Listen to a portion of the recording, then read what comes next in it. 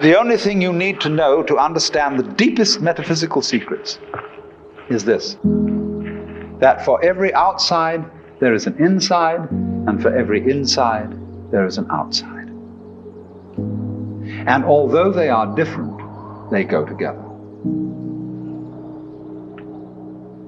There is, in other words, a secret conspiracy between all insides and all outsides, and the conspiracy is this: to look as different as possible, and yet underneath to be identical.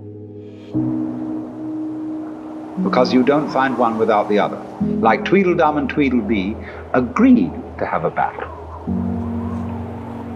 Note that, agreed. So there is a secret.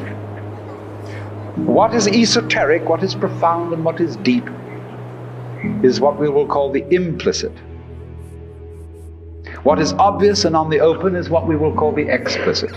And I and my environment, you and your environment, are explicitly as different could be.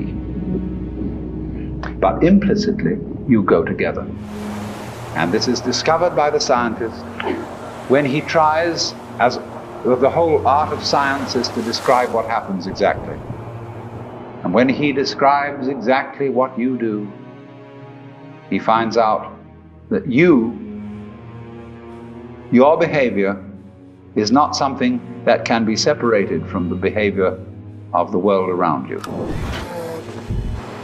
He realizes then that you are something that the whole world is doing. Just as when the sea has waves on it, all right, the sea, the ocean is waving. And so each one of us is a waving of the whole cosmos, the entire works, all there is. And with each one of us, it's waving and saying, "Yoo-hoo, here I am." Only it does it differently each time. Because variety is the spice of life. But you see, the funny thing is, we haven't been brought up to feel that way. Instead of feeling that we, each one of us, are something that the whole realm of being is doing, we feel that we are something that has come into the whole realm of being as a stranger. When we were born, we don't really know where we came from, because we don't remember. And we think when we die, that's just going to be that. Some people console themselves with the idea that they're going to heaven, or that they're going to be reincarnated, or they're going to Summerland or something, you know. People don't really believe that. For most people it's plausible. The real thing that haunts them is that when they die, they're going to sleep and never going to wake up. They're going to be locked up in the safe deposit box of darkness forever.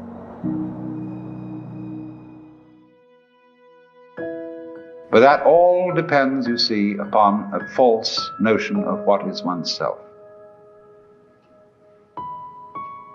Now, the reason why we have this false notion of ourselves is, as far as I can understand it, that we have specialized in one particular kind of consciousness. Being very general, rough, we have two kinds of consciousness. One I will call the spotlight, and the other the floodlight. The spotlight is what we call conscious attention, and that is trained into us from childhood as the most valuable form of consciousness. When the teacher in class says, "Pay attention," everybody stares and looks fast at the teacher like that. That's spotlight consciousness. Fixing your mind on one thing at a time. Concentrate.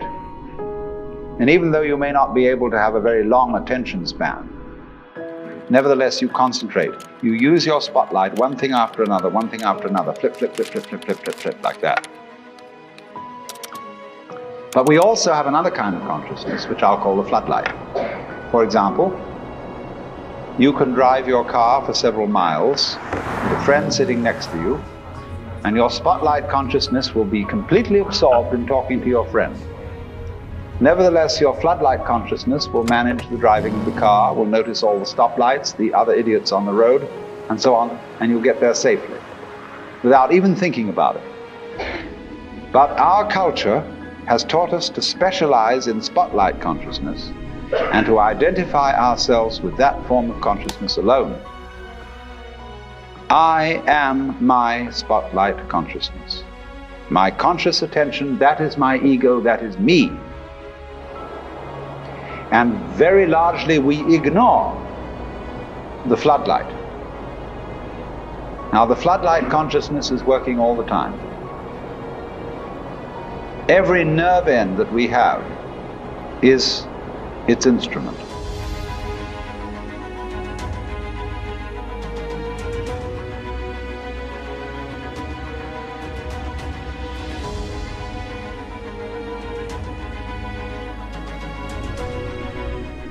Now, because we have been brought up to identify ourselves with the spotlight consciousness,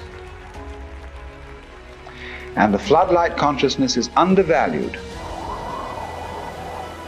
we have the sensation of ourselves as being just the spotlight, just the ego that looks and attends to this and that and the other. And so we ignore and are unaware of the vast, vast extent of our being. People who by various methods become fully aware of their floodlight consciousness have what is called a mystical experience or a cosmic consciousness, because they discover that the real deep, deep self,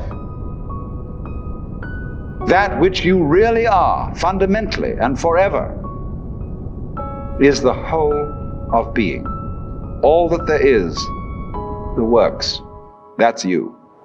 Just as a sun or star has many rays, so the whole cosmos expresses itself